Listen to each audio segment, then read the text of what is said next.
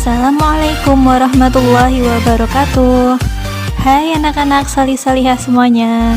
Bagaimana kabarnya hari ini? Semoga selalu dalam keadaan sehat ya. Walaupun akhir-akhir ini cuaca seringkali hujan, kalian harus tetap jaga kesehatan ya.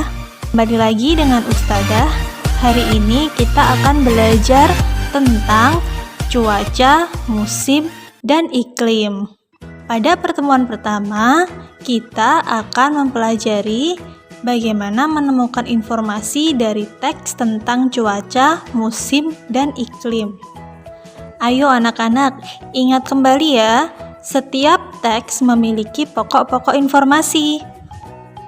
Pokok-pokok informasi tersebut terdapat di setiap paragraf yang menyusun sebuah teks. Nah, lalu apa sih itu cuaca, musim, dan iklim? Perhatikan ya. Keadaan udara di suatu tempat disebut cuaca. Ada cuaca cerah, cerah berawan, cuaca mendung, dan cuaca hujan.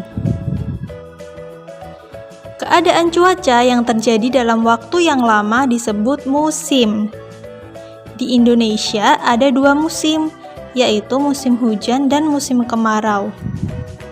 Sedangkan iklim merupakan pola terjadinya cuaca di suatu tempat dalam waktu yang lama.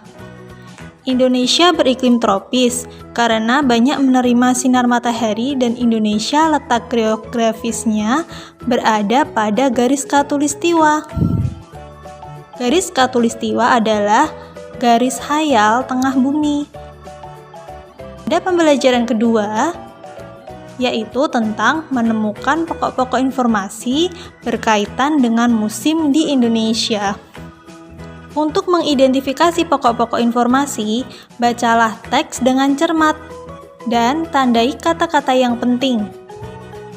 Setelah itu, kamu dapat menuliskannya kembali menjadi sebuah kalimat yang berisi informasi dari teks tersebut.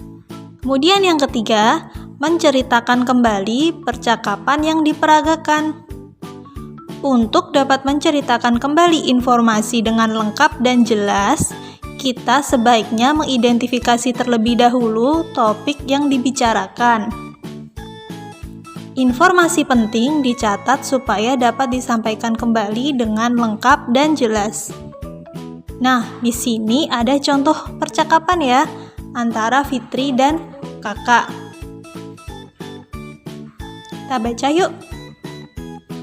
Fitri, wah kakak sudah pulang ya? Bagaimana tadi kunjungannya ke BMKG? Iya Fit, kakak baru saja sampai. Menarik sekali kunjungan hari ini.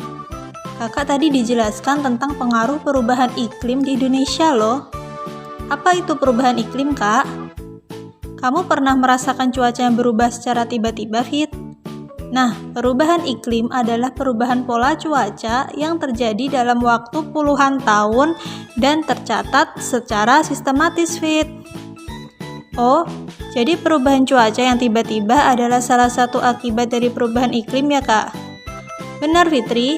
Selain mengubah pola cuaca, perubahan iklim juga menyebabkan meningkatnya kejadian badai, mencairnya es di kutub, dan meningkatnya permukaan air laut di daerah tropis karena meningkatnya suhu bumi. Ternyata cukup mengkhawatirkan ya Kak, pengaruh perubahan iklim. Adakah yang bisa kita lakukan untuk mengurangi akibat perubahan iklim Kak? Tentu ada. Supaya akibat perubahan iklim tidak semakin parah, kita harus merawat lingkungan sekitar. Misalnya, dengan mengurangi polusi udara, menanam pohon, serta tidak menebang pohon sembarangan. Wah, banyak ternyata yang bisa kita lakukan. Setelah mendengar hasil kunjungan kakak, aku akan menyampaikan informasi ini ke teman-temanku ya kak. Supaya mereka juga ikut mengurangi dampak perubahan iklim. Nah, salih-salihah, dari percakapan tersebut, kita mendapat beberapa informasi penting, yaitu selain mengubah pola cuaca, perubahan iklim juga menyebabkan meningkatnya kejadian badai, mencairnya es di kutub, dan meningkatnya permukaan air laut di daerah tropis karena meningkatnya suhu. Yang kedua, Supaya akibat perubahan iklim tidak semakin parah, kita harus merawat lingkungan sekitar, misalnya dengan mengurangi polusi udara, menanam pohon, serta tidak menebang pohon sembarangan.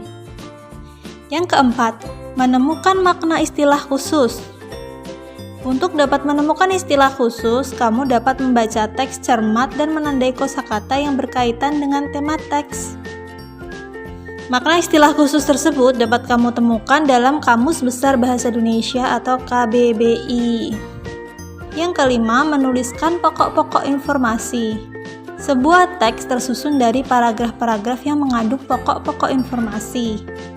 Setiap pokok informasi dapat dituangkan dalam satu kalimat utama dalam paragraf. Kalimat utama diperjelas oleh kalimat-kalimat pendukung dalam paragraf yang sama. Setiap paragraf terdiri dari minimal 3 kalimat. Dan yang terakhir, mendiskusikan pokok informasi dari teks yang disusun. Pokok informasi yang kamu tuliskan dalam teks tersebut belum tentu sama dengan yang temanmu tuliskan.